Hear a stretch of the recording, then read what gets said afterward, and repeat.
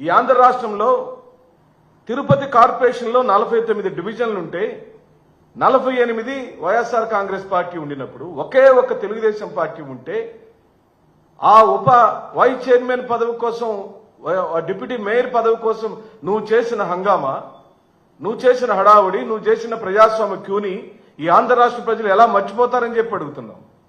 ఏలూరు కార్పొరేషన్లో 50 డివిజన్లుంటే 47 వైఎస్ఆర్ కాంగ్రెస్ పార్టీ అయితే కేవలం 3 మాత్రమే తెలుగుదేశం పార్టీ.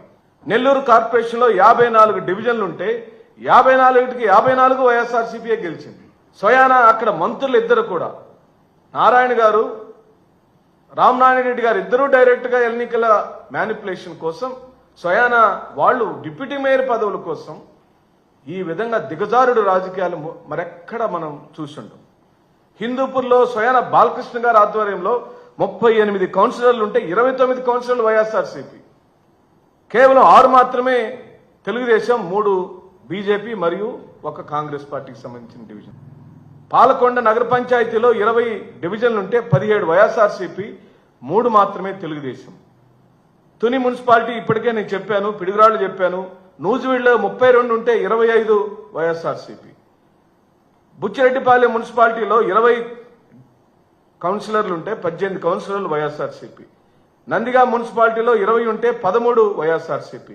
మొత్తం 57 గుంటూరులో ఉంటే 46 వైఎస్ఆర్సీపీ, 9 మాత్రమే టీడీపీ, 2 అదర్స్. ఇంకెక్కడుందండి నీకు బలం? ఎక్కడుంది?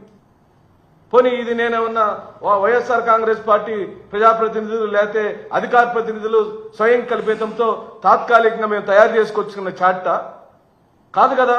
నీ దగ్గరున్న ప్రభుత్వంలో, ప్రభుత్వ రికార్డులలో ఈ సభ్యులు ఈ విధంగా ఈ ఎన్నికలలో ఏ గుర్తుల మీద గెలిచారో మీ దగ్గర రికార్డ్ అయింది కదా. ఆయన కక్కిన కూటికి ఆశపడే దిగజారుడు రాజకీయం ఎందుకు వచ్చింది ఈ రాష్ట్రంలో?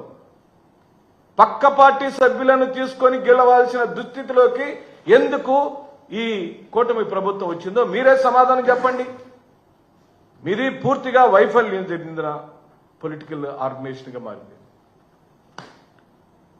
చేతగాక మధ్యలో ఓడన్నట్టు ఈ స్థానిక సంస్థల ఎన్నికలలో నువ్వు పూర్తిగా దిగజారుడు రాజకీయం చేసావు. తెలుగుదేశం అంటే తెలుగు తమ్ముళ్ల దెబ్బల పార్టీగా మారిపోయింది, తెలుగు తమ్ముళ్ల దొంగల పార్టీగా మారిపోయింది, తెలుగు తమ్ముళ్ల ద్రోహుల పార్టీగా మారిపోయింది, తెలుగు తమ్ముళ్ల దౌర్జన్యాల పార్టీగా ఈ దేశంలో చరిత్రకెక్కింది తెలుగుదేశం పార్టీ అని చెప్పంటున్నాం.